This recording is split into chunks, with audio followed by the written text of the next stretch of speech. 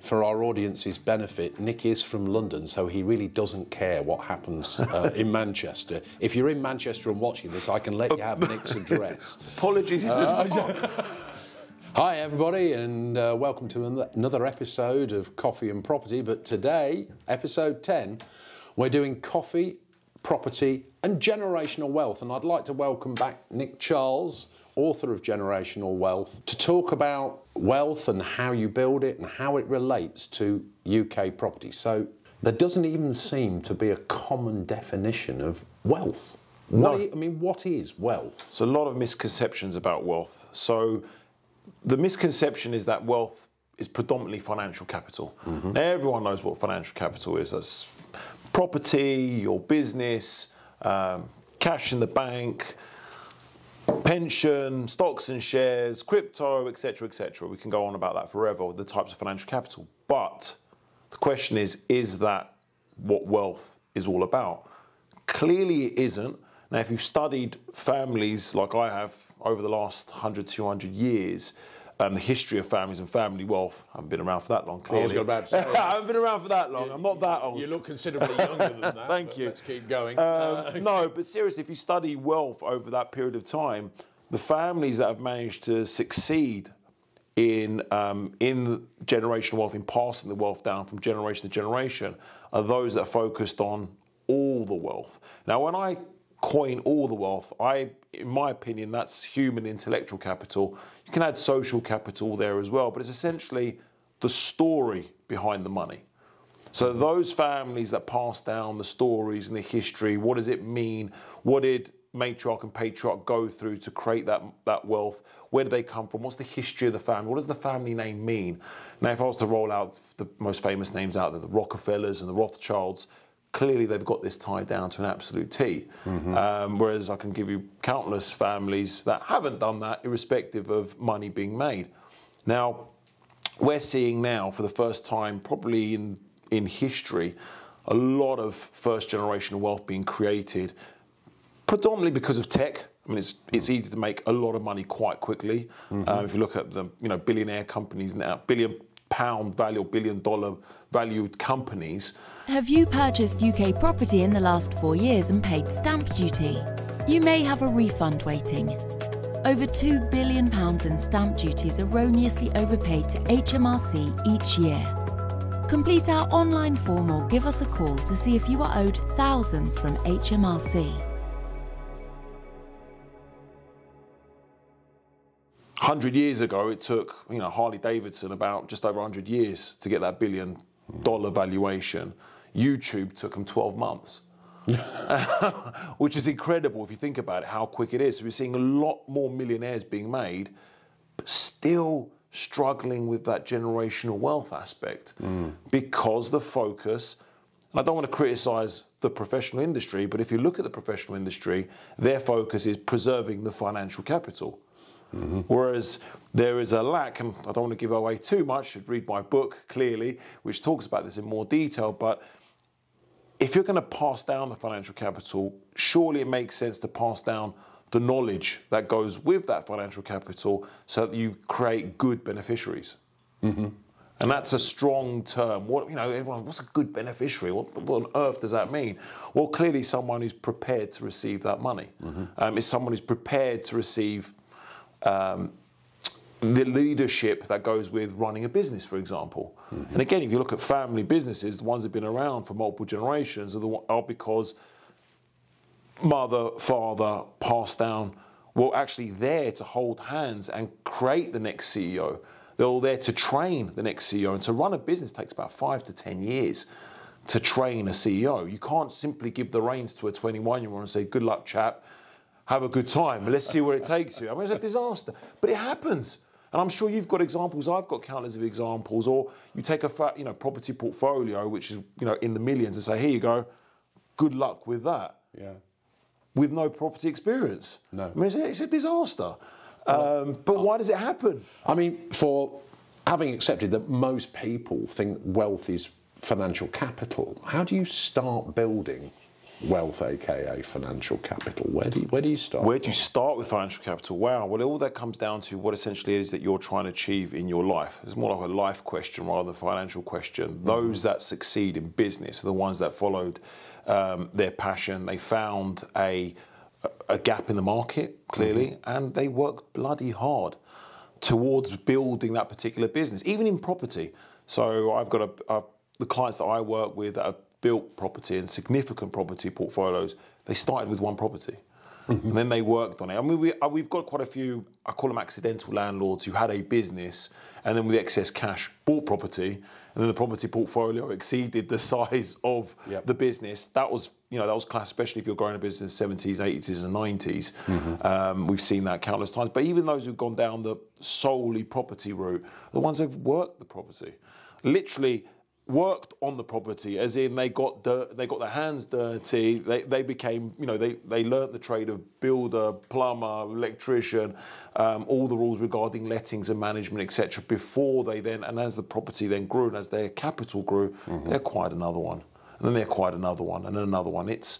There's no shortcut to creating wealth, but there's this misassumption that, if I go into business, I'm going to have all the time and money in the world, and it's just so much easier. No, you're fooling yourself. It's bloody painful, and it's lonely, and it's hard, and there's a lot of suffering when creating a business and creating and making it successful. 70-hour weeks when you start up, and the uncertainty of being on the cliff edge, literally from month to month. You don't know what success is. I mean, you don't begin to feel success or even feel comfortable. No. And I would argue in customer-facing service businesses that actually that's a constant theme. If you can't live with uncertainty, then don't get into it. Yep.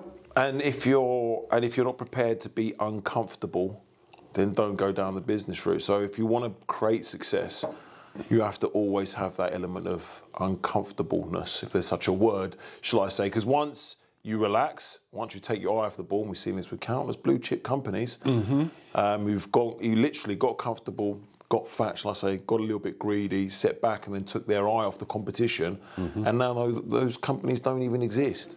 Going back to the financial assets, I mean, clearly there'll be some people who will go into the business route, others may well decide to stay in employment. We've just literally 2 days ago seen the removal of the lifetime limit on UK pensions. Do you think that's going to cause a fundamental shift in how people invest their capital? Or do you think they're going to move away from investment in property and just into sticking it in a pension, or not? It's funny because we spoke about that off camera earlier. I think everyone's going to wait to see what's going to happen in the next general election. Yes. I'll be honest with you, before they even think or contemplate about putting more money into a pension pot. Yeah, I mean, it's an evolutionary thing, isn't it? Yep. And unfortunately, with the opposition party saying they're going to reverse it, people may well choose to sit on their hands. And wait and see. We also had some rather pithy observations, of course, about UK pensions only being able to invest in listed shares and securities, and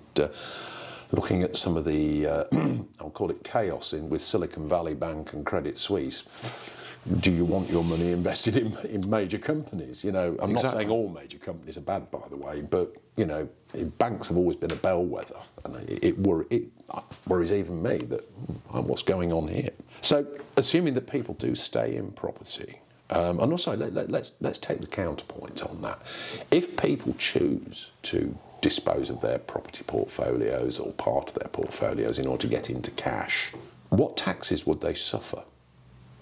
Well, if they're holding the property in their own name, clearly capital gains tax is the number one tax they're going to suffer. Currently at 28% on residential property, or 18 and 28% on residential property, 20% on commercial property, 10 and 20% on commercial property. If they own the property in a corporate entity, i.e. limited company, then the company will suffer corporation tax on the gain. So there's a misnomer that capital gains tax is for all parties, but it's not. It's only for personal people. It's only for individuals. Capital gains tax, whereas corporation tax is for companies.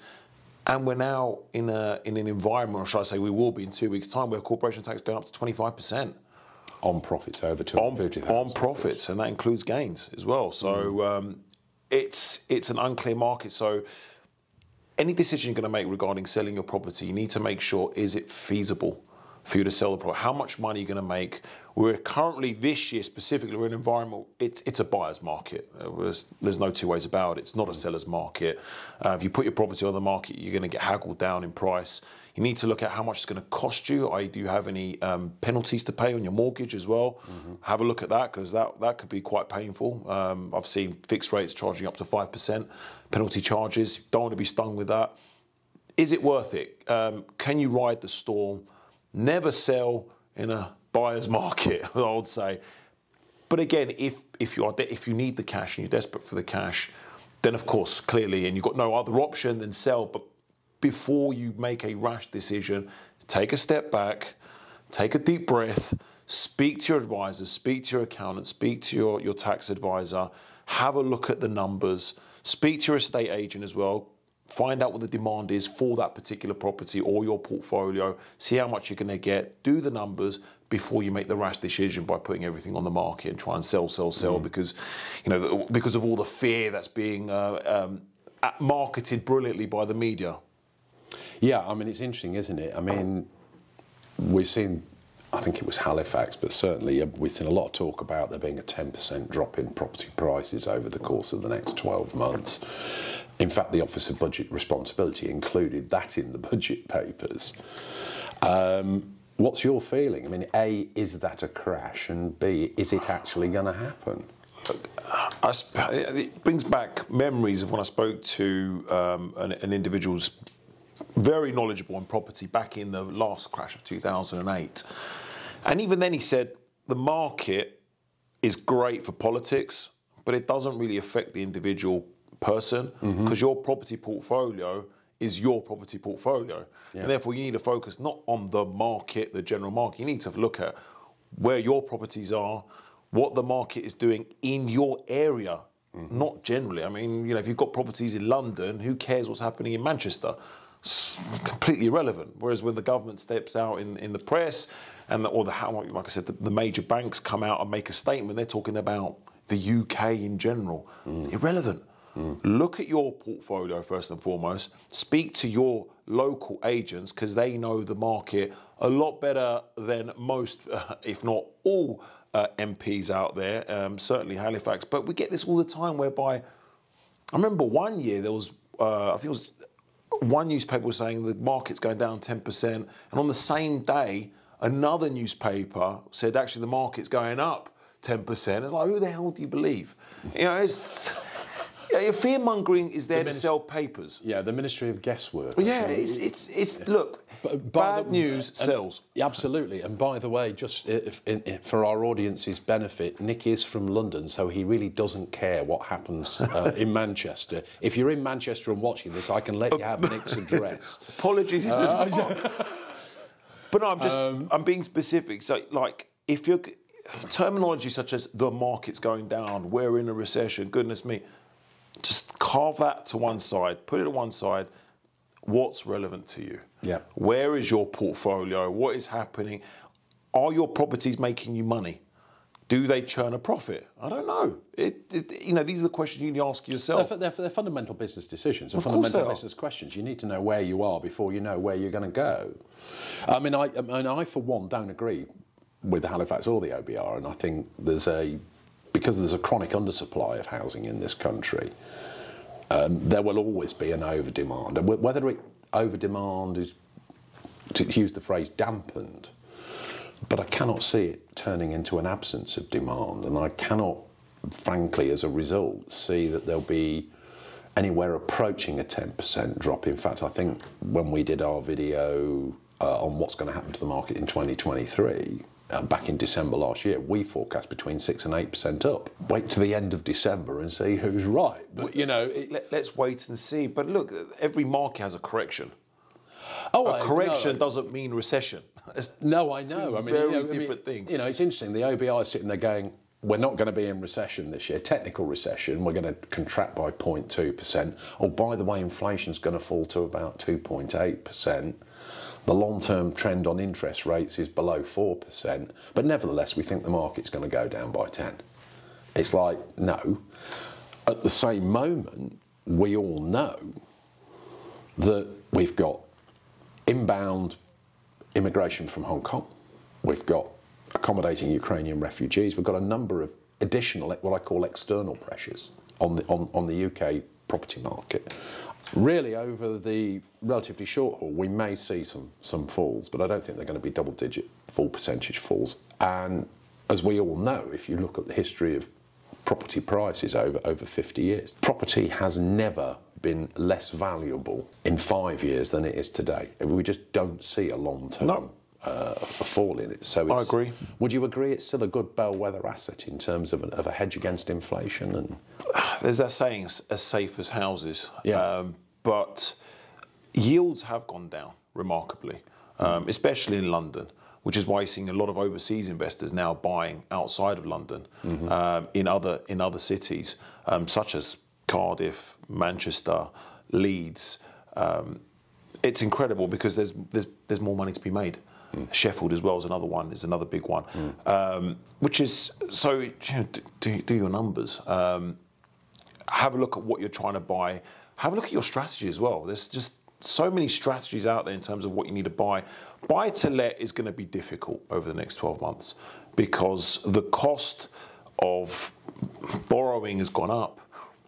Tenants have got more power than they've ever had. It's very difficult to evict a tenant. I can tell you a horrendous story that I'm going through at the moment. It's taken me 12 months to evict one tenant. He hasn't paid. He's basically been living rent-free for those 12 months in one of my properties. And believe me, that's nothing new. We had that problem 6 years ago.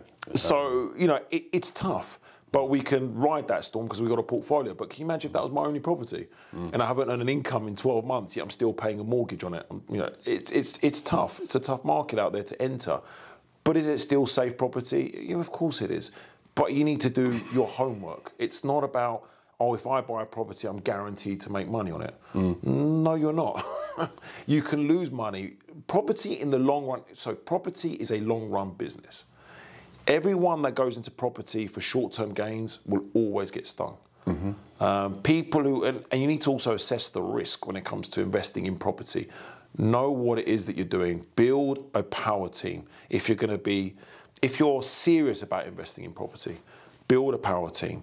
Have a team of, your lettings team, your estate team. You need a good team of lawyers, good tax advisors, good stamp duty advisors such as Cornerstone, a great accountant that understands property. Hello. But seriously, it's so important to build a good team because they'll save you a significant amount of money. I think this is one of the things, and we did a video on whether it was a good idea to be a landlord in the UK now and in the future and what the problems are. And one of the things that we put into that was, it's not a passive investment. It's never just a passive investment. You've always got to be involved. Always buy, advice I had years ago, always buy something you can drive or walk past at least once a month or once a fortnight. We're talking property and we're talking investment and wealth. But there was a question the other day, and again, I had a debate with somebody about this, is owning your own home part of building wealth? Wow, great question. Well, that goes back to Robert Kiyosaki's Rich Dad, Poor Dad. If anyone's read that book, he talks about this all the time. An asset is only an asset if it yields you income. Right. In my opinion. Your own house is the biggest liability you'll ever have because it costs you money. You're not going to make any money from your property, your own house, unless you sell it, unless you're in the business of buying and selling your own home every 2 to 3 years, for example. But that's difficult, and that's essentially a business in its own self. And it says now, these days, it's a very, very expensive proposition with stamp duty at 12, 15 or 17%. Well, there you go, which will eat into those profits. Massively. And also principal private residence relief. The days of buying a property, renting it for 3 years and then selling it and then it's tax-free. That strategy is completely gone now. It used to be a great strategy back in the day. So your own property, if you think about it, is an expense. It's a liability because all you're doing is you're putting money into your property for repairs, for maintenance, council tax, light bills, heat bills, which by the way have gone through the roof now. I'm sure you're fully aware of that. Your mortgage costs. Where's the income? If it's not yielding an income, how on earth can that be an asset? Yes, it will go up in value. And yes, at some time in the future, you might sell it and you might downsize. But right now, that house is a liability.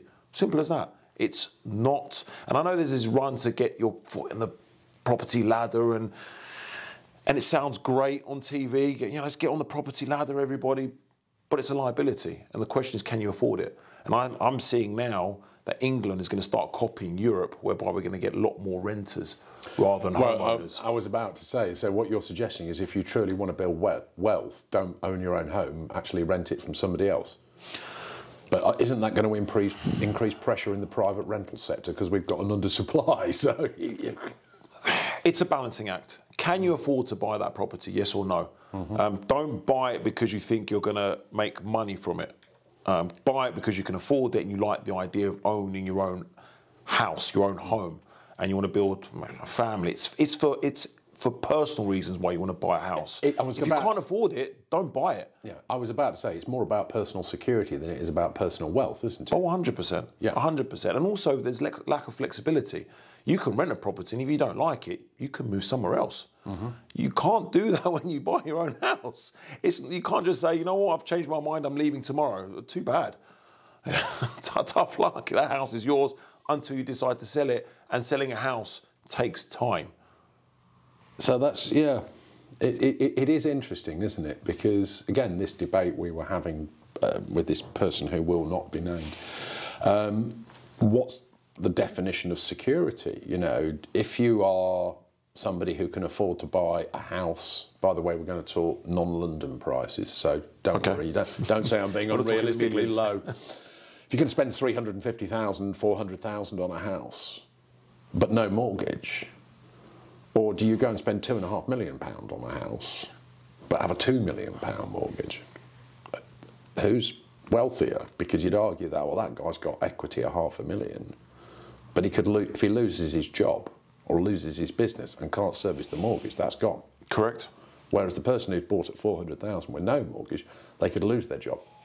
And actually, they'd probably be safe for quite a considerable time because there's no immediate pressure on mortgage payments. So part of a financial security strategy would be to not mortgage the asset that you need to ensure your survival. But there's another question that you can add on to that as well. Another part, I say, not really a question, but it's, can you have done this?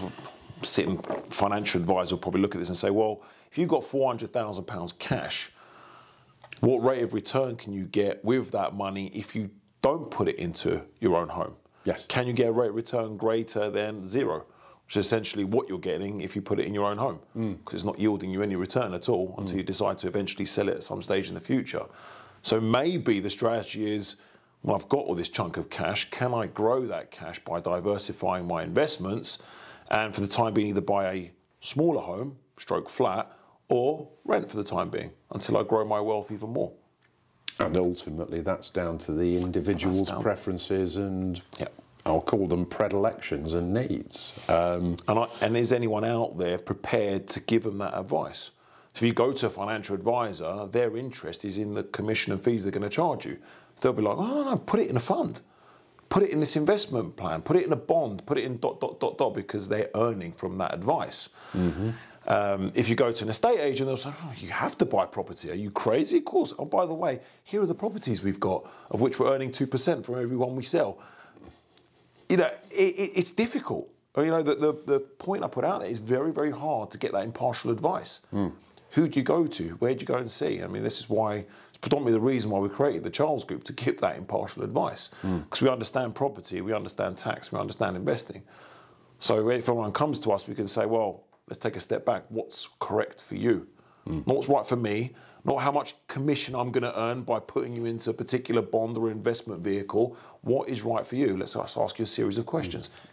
Everyone is unique. And of course, yours is a paid-for advice service. So, correct. You know, although people might regard that as I'll call it a waste of money, it's actually probably the most. If you pay a fee for something, you're almost guaranteeing the independence of that advice, aren't you? Yes, and as long as you get value for that advice. So when I I spoke last week at the Titans property networking event up in Slough, and when I was talking about advisors, I was telling the audience, never look at the price, look at the value, look at the return on investment Of the advice. Of the advice itself. What are you getting in return? If you pay an advisor £100 and they give you useless advice, he's the most, or he or she's the most expensive advisor you've ever had. If you pay someone £100,000 and they give you £10 million of value, they're the cheapest advisor known to man. Don't look at the price you're paying. Look at the service that you're getting in return. Yeah. So, I do have empathy for good professional advice. If you have a good professional advisor, hug them and love them, please. I think he's meaning metaphorically, because we're both married men. But anyway, so, I mean, what I find fascinating, when we were talking in episode 9 to Daniel Stones of Davison's Law, I mean, we were talking about fee pressures on conveyancing. Conveyancing has become commoditised. People buy the cheapest possible conveyance because they think that they're getting value for money, but in actual fact, looking at the number of PI claims against conveyancers because they've been forced to rush the job because of that low fee quote, it's actually not. It's, quality pays. Quality pays, it doesn't cost. And Dan was very keen on stressing that. If you want a proper job, it's the old good, quick, cheap. Yep, I agree. You can have 2 out of the 3, but you can't have all 3. But there are a lot of good conveyancing lawyers out there who have systemised their business to make them more efficient so they can charge a lower fee. But they're still providing huge value, though. Yes, but the problem has been is that, to want of a better word, conveyancing has been made to look as though buying property was like buying a tin of baked beans. No, goodness me. You're investing how much money? You're investing hundreds of thousands of pounds. Yeah.